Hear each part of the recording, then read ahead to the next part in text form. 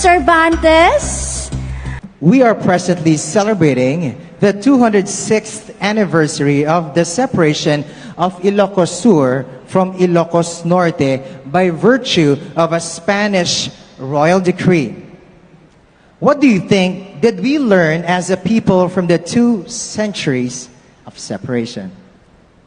I think this separation played an important role, and this separation really fostered and highlighted how unique Ilocos Sur is, that Ilocos Sur is a home that is very diverse and is welcoming, because it is really the diversity of Ilocos Sur that makes it one. And I hope that we further foster this one, and we further raise our flag as an Ilocano. Thank you. Thank you so much, Miss Cervantes. But that is true. There's diversity, and of course, even if we're different, we are one human race. Very true to the tagline of Ilocos Sur. One Ilocos Ilocos Sur. Sur. Despite the diversity, they stand united. All right, great job, Miss Cervantes. Up next, could we have Miss Supon?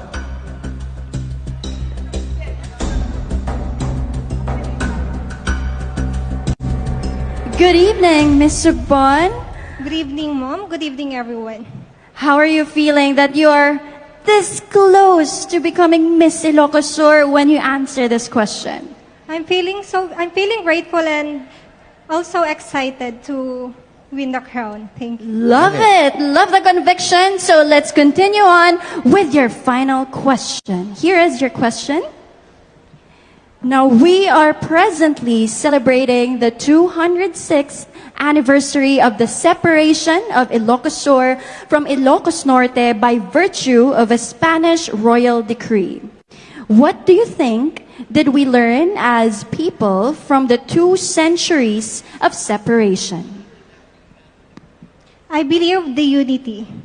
We should be vigilant to mandate unity, for I believe that as long as we have each other, there will always be a progress and eventually success. Thank you. Thank you. Very short, sweet, concise answer. Thank you very much. Unity it is.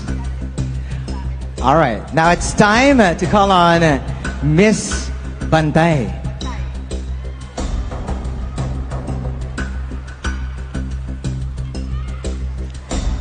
Hello, Miss Bantay. Hello. We are super close to finding out who's going to be winning this. How are you feeling? I'm not really prepared for this because I didn't expect. But I'll never be ready, so I'll just go with the flow. But it's a good thing. You don't expect anything, but it's given to you right now, so congratulations. All right, your question is, we are presently celebrating the 206th anniversary of the separation of Ilocos Sur from Ilocos Norte by virtue of a Spanish royal decree. What do you think did we learn as a people from the 2 centuries of separation? I believe since the separation of Ilocos Norte and Ilocos Sur, that we have stand as a strong province, and we have learned to be one, united, towards progress and a prosperity of Ilocos Sur. And I believe together as one, we can achieve a more progressive, diverse, innovative, and inclusive one Ilocos Sur. Thank you. Wow. Thank you. The acknowledgement of inclusivity right there. A tip to that answer. So powerful. All right.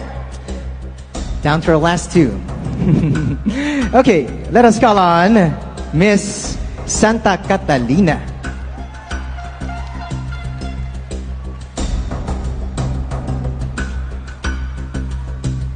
Hello, Miss Santa Catalina. Hello. You still have a very lively crowd of supporters out there. Maybe you wanna, there you go.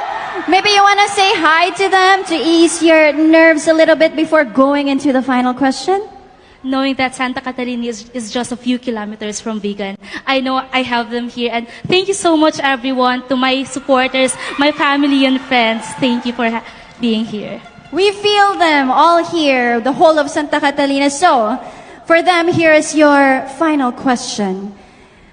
We are presently celebrating the 206th anniversary of the separation of Ilocos Sur from Ilocos Norte by virtue of a Spanish royal decree. What do you think did we learn as people from the 2 centuries of separation? Well, I think the most important thing that we people from Ilocos Sur learned from almost 200 years of separation is that we Ilocosurians can be independent and that we can stand on our own. And no matter, even if we drifted apart from Ilocos Norte, we are able to preserve our traditions, our natural heritage, and our culture. And as one Ilocos Sur, we united. Because in the end, ubi concordia, ibi victoria. When there is unity, there is victory. Thank you so much. And the crowd goes wild for Well deserved. Santa Catalina. That is right. All right, we're left with just one. Ladies and gentlemen, to join us right now is Miss Santa Lucia.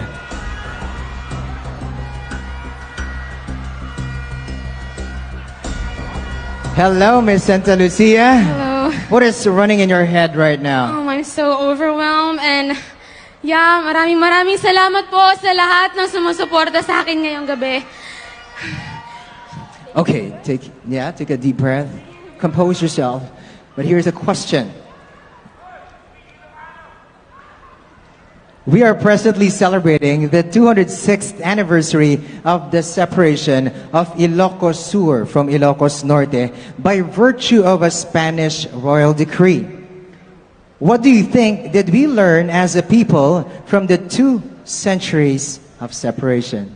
Thank you. Well, we cannot deny the fact that the 2 province has a rich of culture, history, and natural beauty. But I think that the separation of the 2 provinces, we should not be affected by it. Despite, we should be united as one. We should be work together for us to achieve what we want to achieve in our province. And we have to stand for something, for we all have our opportunity and time. And with that, we can be able to achieve a strong, dynamic, and progressive place to live in. Thank you.